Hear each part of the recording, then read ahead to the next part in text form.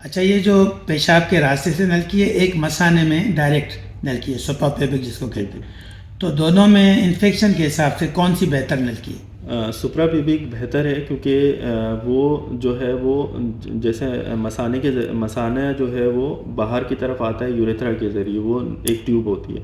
अच्छा, जो नलकी follies catheter जो कि पेशाब के ज़रिए जा रहा होता है, तो वो उस यूरेथ्रा के ज़रिए जा रहा होता है और वो रिस्क इन्फेक्शन उसमें बढ़ जाता ज़्यादा है। होता है। बजाय इसके कि अगर हम सुप्राप्यूबिक या डायरेक्ट मसाने में पेट के ज़रिए वो नलकी डालते हैं तो उसमें उसमें रिस्क जरासीम इन्फेक्शन का कम हो जाता कम है, हो काफ़ी हद तक कम हो जाता है और ये उसमें। जो तीसरा और तरीका है, दिन में 3 से 4 दफ़ा पतली हाँ, नलकी डाल उसमें के नलकी लगा के ना रखें रखें। आप, हाँ, सिर्फ नलकी जो है मसाना खाली करने के लिए लगाएं डालें, मसाना खाली करें, और नलकी फिर निकाल नलकी दें। निकाल दें। तो ये उन दोनों तरीकों से बेहतर है, पेशाब के रास्ते से नलकी, मसाने में डायरेक्ट नलकी सुपरपेबिक, और तीसरी जिसको क्लीन इंटरमीडिएट सेल्फ कैथेटराइजेशन कहते हैं, खुद अपना मसाना खाली कर लें। नलकी डाल के खाली करना। तो इन और तीनों में किस में जरासीम कम होते हैं देखें, या सबसे कम तो इन्फेक्शंस कम जरासीम होते ये हैं? है जहाँ पे नलकी लगी रहेगी वहाँ पे वहाँ इन्फेक्शन ज़्यादा बढ़ेगा। होंगे। जहाँ पे आपने ये बात कही कि सिर्फ नलकी आप मसाना खाली करने के लिए लगाएं फिर निकाल दें,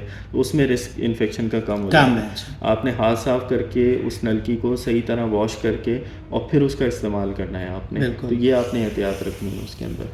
तो और बुज़ुर्गों में इसका एक तो ये है कि तशख़ीस करें हम, अगर प्रोस्टेट तो उसका इलाज करवाएं, जी जी, अगर मसाने में पथरी है तो उसका इलाज करवाएं, शुगर है उसको शुगर है कंट्रोल तो करें। उसको कंट्रोल में रखें, ज़ाब्ते में रखें, गुर्दे में अगर कोई पथरी है तो उसका इलाज करवाएं, और अगर मजबूरी है, कोई ऑपरेशन नहीं हो पा रहा उम्र की वजह से और दिल के आर्जे की वजह से, कभी कभी बेहोशी नहीं दी जा पाती, तो उसमें फिर अगर पेशाब के रास्ते से नलकी उसका ख्याल रखना है।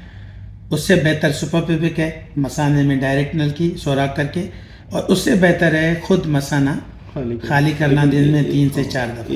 एक और अहम पॉइंट मैं बताना चाहूँगा कि आम तौर पर होता यह है कि बुज़ुर्गों में या जो शुगर के मरीज़ होते हैं उनमें यूरिन डीआर या यूरिन का टेस्ट कराया जाता है, और उसमें देखा जाता है कि इसमें आपके वाइट ब्लड सेल्स या WBC नज़र आ रहे हैं तो वो समझते हैं ये इन्फेक्शन है, पस सेल्स नज़र आ रहे हैं तो ये इन्फेक्शन है, और फिर वो एंटीबायोटिक दी जाती है बगैर तो उस चीज़ को, हाँ, उस चीज़ को यह है कि आप मरीज़ की अलामात के लिहाज से एंटीबायोटिक दी जाती है। कभी भी यूरिन के टेस्ट को हम बुनियाद बना के एंटीबायोटिक नहीं देना, स्पेशली वो मरीज़ जिनको नलकी डली हुई है, नलकी डली हुई है तो उसमें आपके पस सेल्स नज़र आएंगे यूरिन और कभी कभी कल्चर भी पॉजिटिव आ जाएगा, मगर उसका इलाज तब करना है जब कोई तकलीफ हो, पेशाब में जलन हो, पेशाब करने में दर्द हो, बुखार हो, या आप मरीज़ लगे कि बीमार हो रहा है, तो उसमें वजह हमें लग रही है कि ये नलकी जो लगी हुई है ये वजह है, तो फिर हम उसका कल्चर करवाएं और फिर उसके मुताबिक एंटीबायोटिक दें, बजाय इसके कि हम ऐसे एंटीबायोटिक देते रहें और फिर पता चले कि वो जरासीम किसी भी एंटीबायोटिक को सेंसिटिव नहीं है, किसी भी एंटीबायोटिक को अब लिफ्ट नहीं करवा रहा, और अब वो मूजी सा हो गया। और फिर वो जरासीम अगर खुदा न खास्ता अगर वो ज़्यादा पेचीदा होके और खून में आ जाता है जरासीम, जिसको सेप्सिस कहते हैं, तो फिर उसमें बड़ा मुश्किल हो जाता है, मार हो सकता है, मार सकता है। बिल्कुल उसमें। तो डॉक्टर ज़हीर साहब बहुत आपने अच्छी मालूमात दी, और आज हमने ये बात की कि बुज़ुर्गों में जो पेशाब का जरासीम है, इन्फेक्शन है, और मेरे ख्याल में लोगों को काफ़ी इसका फ़ायदा होगा, और लोगों को एहतियात करना ज़रूरी है। और ये जितनी चीज़ें हमने बताई, इलाज, एहतियात, नलकी है तो उसको देखना, तो ये बड़ा अहम है। एहतियात करेंगे तो पेचीदगियों से बचेंगे और परेशानी से बचेंगे। एहतियात ही बेहतर है। एहतियात ही बेहतर है। मेहरबानी डॉक्टर ज़हीर साहब।